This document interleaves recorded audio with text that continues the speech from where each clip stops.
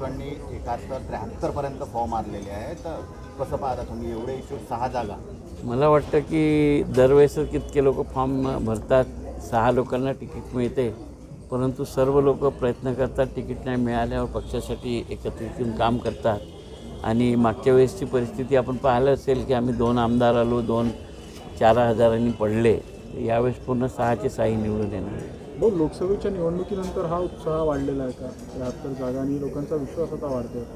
आता तुम्ही महाराष्ट्रात ज्या पद्धतीचं प्रदर्शन महाविकास आघाडीचं झालं आणि त्यामुळे अनेक लोकांना उत्साह वाढलेला आहे आणि म्हणून अजून लढायच्या इच्छासुद्धा होत आहे असं म्हणायला काय हरकत नाही। इच्छुकांची एवढी गर्दी असल्यावर क्रायटेरिया काय राहील निवडीचा? क्रायटेरिया आता हायकमांड ठरवेल हे क्रायटेरिया, ते ग्राउंडवर सर्वे करवतील पक्षातर्फे आणि त्यानंतर उमेदवार डिसाईड करतील। रमेश चेन्नीतला बैठकासुद्धा घेणार आहे याच अनुषंगाने?